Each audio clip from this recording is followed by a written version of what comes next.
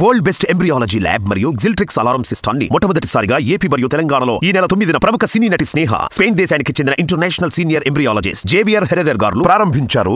ప్రశాంత్ గారి డైరెక్షన్ లో ఎన్ని సినిమాలు మీరు పాడినవి? ఇది సెకండ్ మూవీ. KGF 2 పాడాను ముందు, తర్వాత సలార్.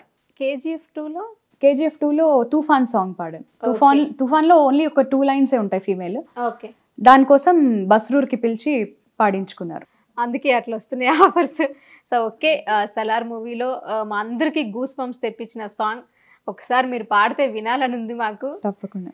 సూర్యుడే గొడుగు పట్టి వచ్చాడే భుజము తట్టి చిమ్మ చీకటిలోను నీడల ఉండెటోడు రెప్పనొదలక కాపు కాసెడి కన్నువాడు ఆకాశం ఇడిసి పెట్టి ముత్తెట్టే పొలము మట్టి ఎండ భగ భగ తీర్చి చినుకుల దూకుతాడు ముప్పు కలగక ముందు నిలబడి ఆపుతాడు ఖడ్గమొకడైతే కలహాలు ఒకడివిలే ఒకడు గర్జన ఒకడు ఉప్పెన వెరసి ప్రళయాలే సైగ ఒకడు సైన్యమొకడు కలిసి కదిలితే కదనమే ఒకరికొకరని నమ్మి నడిచిన స్నేహమే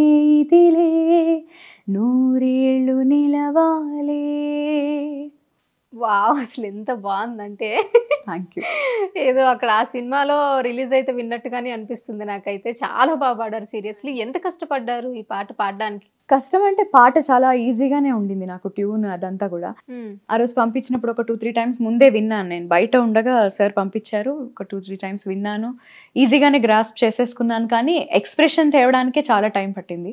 ఓకే, అంటే వాళ్ళకి కావాల్సినట్టుగా పాడడానికి నెక్స్ట్ డే మార్నింగ్ దాకా యాక్చువల్లీ 1 డే టైం పట్టింది.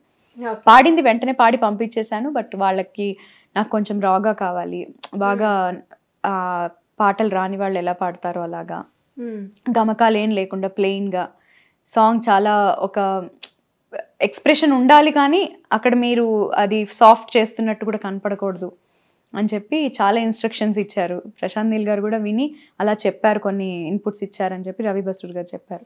సో అవన్నీ విని పాడడానికి మళ్ళీ నెక్స్ట్ డే వరకు ఒక 2-3 టైమ్స్ పాడాను సాంగ్ని మళ్ళీ.